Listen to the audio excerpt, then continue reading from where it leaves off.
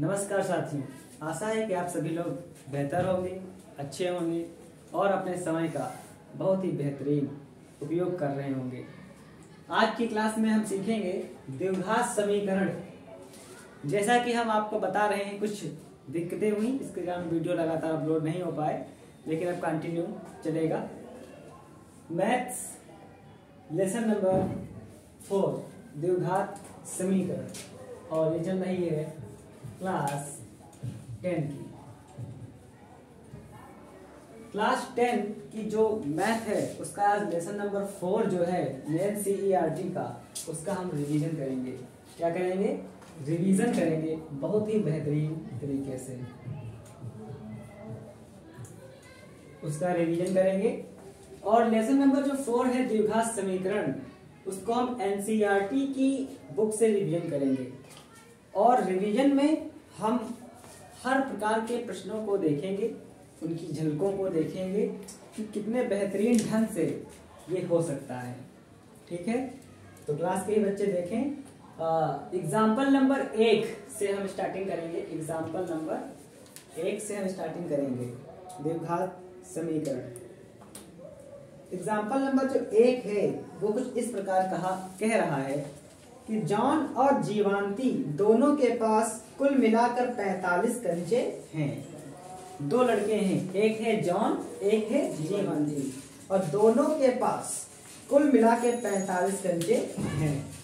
दोनों 5-5 कंचे खो देते हैं। एक जॉन है और एक जीवांती है, और दोनों के पास कुल मिलाकर कितने हैं? 45 कंचे हैं, और दोनों 5-5 कंचे खो देते हैं। ये कंडीशन दी है। और जब उनके पास कंचों की संख्या का गुणनफल 124 है।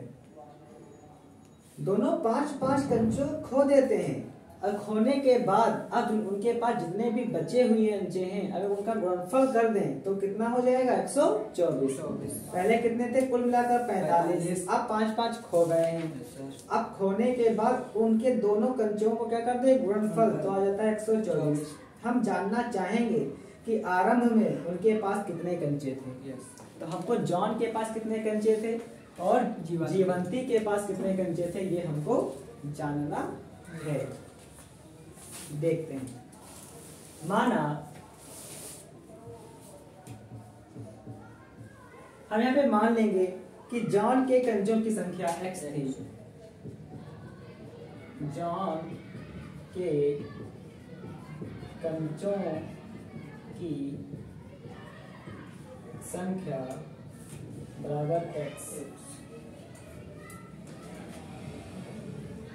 थी। तब जीवंती के पास, जीवंती के कंचों की संख्या, तब जीवंती के कंचों की संख्या। प्रश्न ये कह रहा है, प्रश्न हमारा ये कह रहा है कि जॉन और जीवंती दोनों के पास कुल मिलाकर 45 कंचे हैं। दोनों 5-5 कंचे खो देते हैं। अब उनके पास कंचों की संख्या कितनी होगी? तब जीवंती के पास कंचों की संख्या कितनी हो जाएगी? 45 माइनस x। इसको हम ध्यान से समझते हैं कि यदि व्यक्ति A और व्यक्ति B दोनों के पास कुल मिलाकर कितने रुपए हों? 20 रुपए हों। व्यक्ति A और व्यक्ति B अगर दोनों के पास कुल मिलाकर कितने रुपए हों? 20 रुपए हों। और यदि हमें एक का रुपया पता चल जाए कि इसके पास कितने थे? 3 रुपए, तो सिंपल सी बात है, तो A के पास कितने रुपए थे? 17।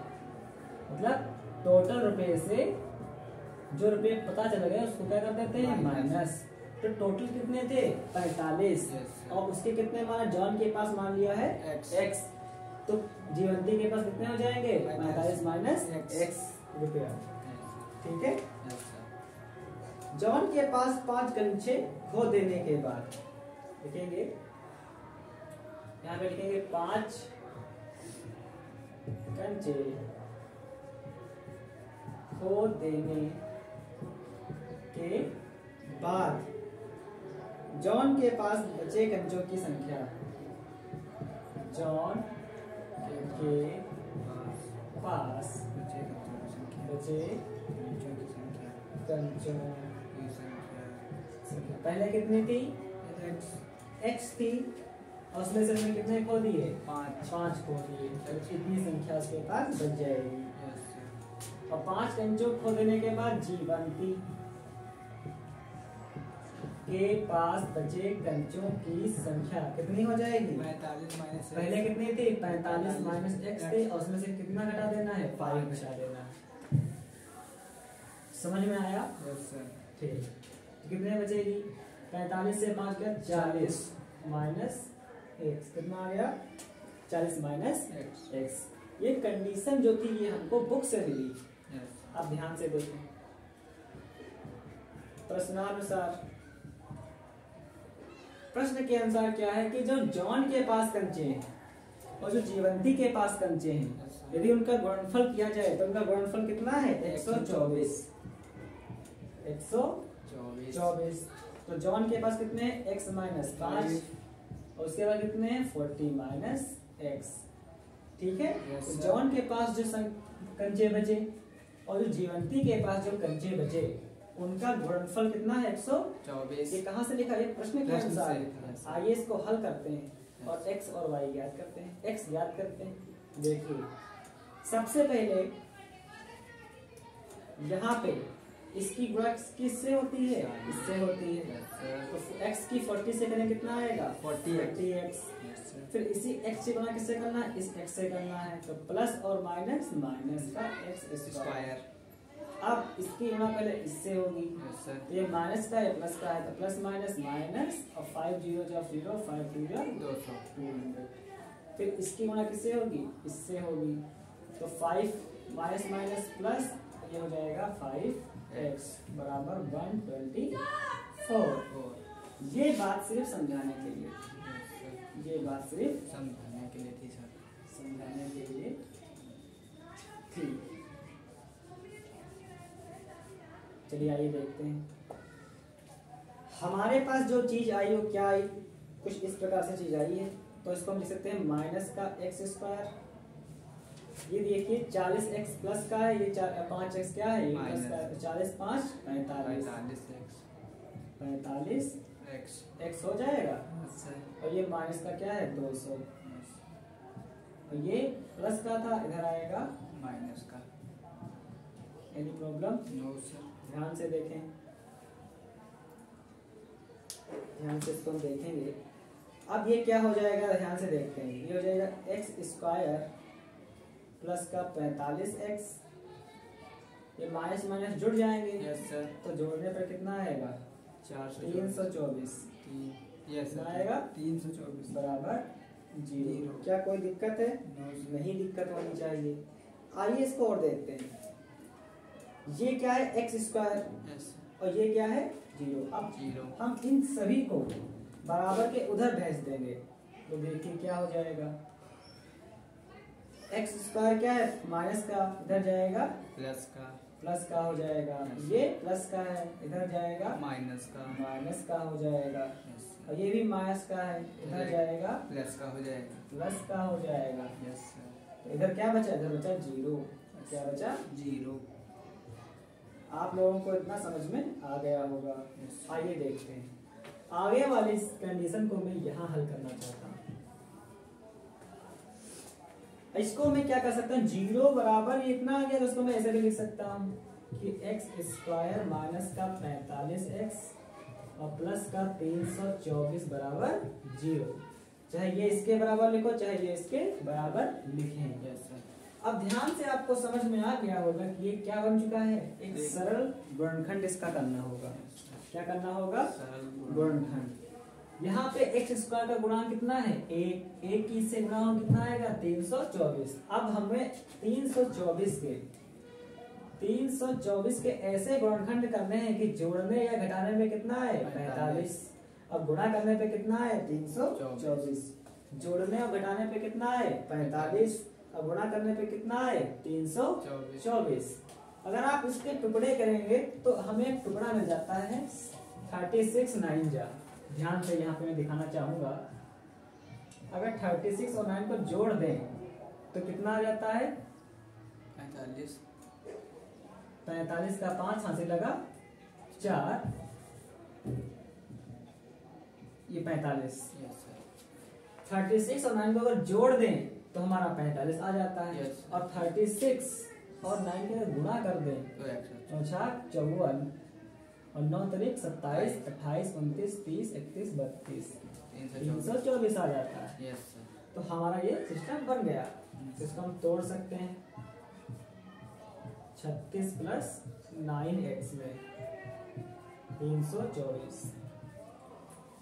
45 को हम 36 प्लस 9 लिख सकते हैं और 36 और 9 की गुणा करेंगे तो ये आ जाएगा और अगर जोड़ेंगे तो ये आ जाएगा। ये हमारे टुकड़े हो चुके हैं जो आपने पिछली क्लास में सीखी होगी। ये देखिए, जैसे हम ब्रैकेट खोलेंगे 36 प्लस का ये माइनस का ये हो जाएगा 36, इसकी गुणा हो जाएगी x से, x हो गया। ये प्लस और माइनस क्या हो जाएगा? माइनस। 9 की x से करेंगे कितना हो जाएगा? 9x और प्लस का 324 हमारा वैसे का वैसे। ठीक है। Yes sir. ये जो रफ काम है मैं इसके मिटा रहा, तो ये देखते हैं। अब हम अगर ध्यान से देखें तो इसमें दोनों में कॉमन हमको मिल रहा है x। तो यहाँ पे x स्क्वायर था, एक x बाहर ले लिया तो एक x बचेगा। Yes sir. और यहाँ पे कितना बचेगा? 36 बचेगा क्योंकि ये x तो चला ही गया। Yes sir. यहाँ पे माइनस कितना कॉमन मिल रहा है? 9 लिया, x तो बच गया। Yes sir. और इसकी जब गुणा कर, अब ये माइनस का है तो माइनस प्लस क्या हो जाएगा? माइनस हो जाएगा। Yes sir. तो यहाँ पे क्या बचेगा? यहाँ बचेगा 36 बराबर 0। अब ध्यान से देखेंगे तो इस वाले पोर्शन में और इस वाले पोर्शन में कॉमन क्या मिल रहा है? इसमें और इसमें दोनों में कॉमन मिल रहा है x माइनस 36। क्या मिल रहा है? x माइनस 36 कॉमन मिल रहा है। ध्यान से देखें तो अगर हम x माइनस 36 कॉमन ले लें तो इसमें क्या बचेगा? सिर्फ x, और इसमें क्या बचेगा? 9 बराबर 0। आई होप आपको इतना समझ में आ गया होगा। आगे देखते हैं। मैं आगे की चीज यहाँ पे लगाना चाहूंगा, ध्यान से समझ लें।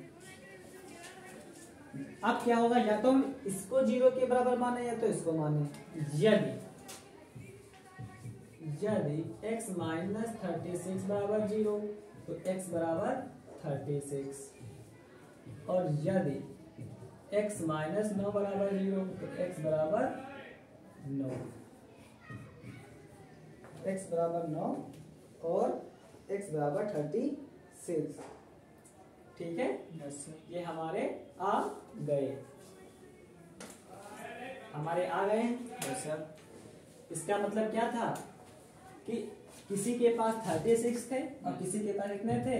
9 थे। Yes sir. या तो दो लोग थे, जॉन के पास कितने होंगे? 36 और जीवंती के पास 9, या यूं कह लें जीवंती के पास 36 थे और जॉन के पास 9।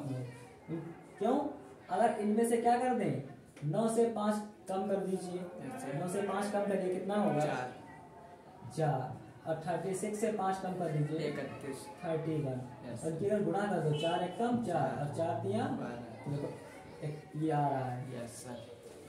यस। ठीक है। अगर इनके 5 कंचे खो भी जाएं तो जो बचेगा उनकी गुणा करने पर कितना आएगा? 124। तो हम यहाँ पे क्या लिखेंगे? अतः जीवंती के पास, मैं ये लिख सकता हूँ, यस सर। अतः जीवंती के पास 36 कंचे तथा जॉन के पास 9 कंचे थे। आई होप आपको ये प्रश्न समझ में आया होगा। Yes sir. ये आपको प्रश्न समझ में नहीं आया है तो आप कमेंट कर सकते हैं, बता सकते हैं। ठीक है। Yes sir. तो निकाला जाए फिर। Yes sir. चलिए।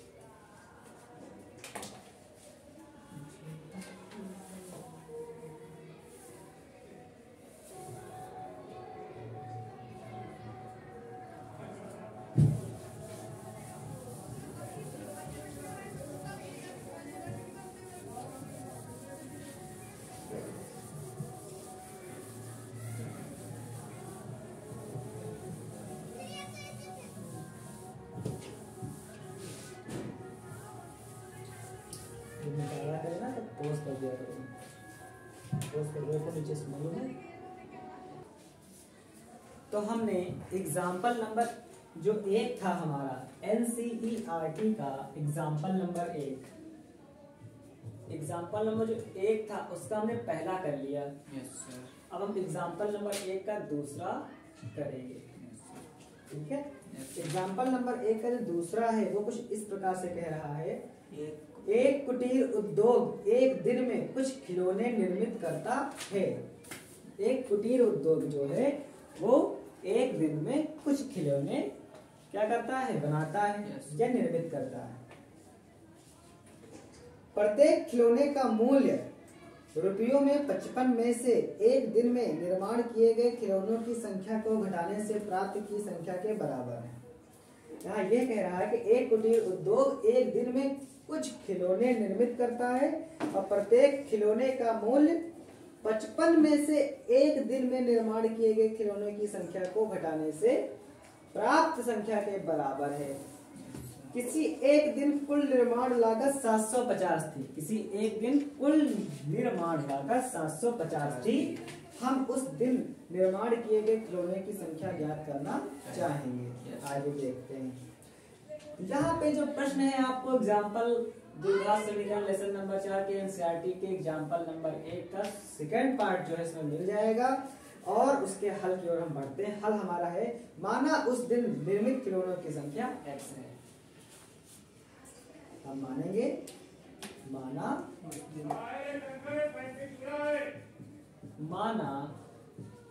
उस दिन निर्मित खिलौनों की संख्या x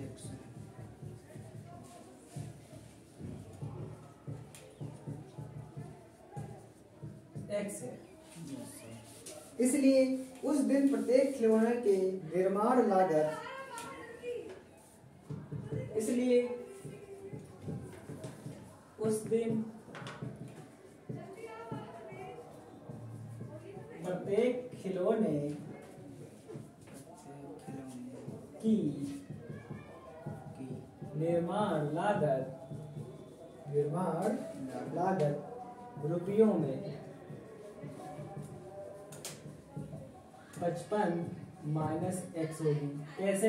यहाँ पे प्रश्न में कह रहा है, प्रश्न में यह कह रहा प्रत्येक खिलौने का जो मूल्य है वो 55 में से उतनी होगी जितने खिलौने एक दिन में बनेंगे। यहाँ कह रहा है कि प्रत्येक खिलौने का मूल्य 55 में से एक दिन निर्माण किए गए खिलौनों की संख्या को घटाने से प्राप्त होगी। तो 55 में से एक दिन निर्माण किए गए खिलौनों की संख्या को अगर हम घटा देंगे तो हम उस दिन प्रत्येक खिलौनों की निर्माण लागत ज्ञात कर पाएंगे। आइए आगे देखते हैं।